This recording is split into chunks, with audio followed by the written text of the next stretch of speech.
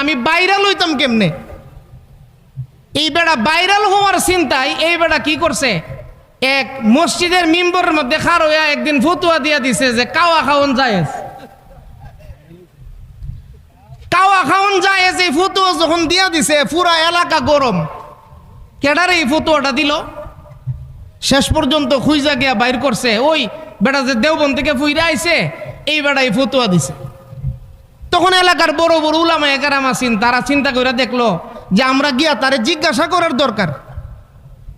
যখন এলাকার উলামায়ে কেরাম গিয়া তারে জিজ্ঞাসা করলো, কিও কাওয়া খাওয়ান জায়েজ, তুমি এই ফতুয়া পাইছো কই?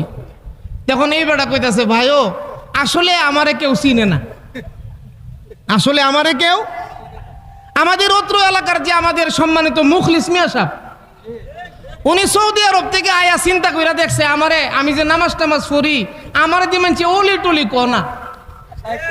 এই কারণে বেটারে শাইখ কওয়ার জন্য বিভিন্ন ভাবে আপনারা বেটারে চিনবার লেগা বেটা আলে হাদিসের একটা মসজিদ বুকে দুইটা নামাজ পড়বার লেগে বেটা এই অবস্থা আরম্ভ করছে। কথা কোন ঠিক না?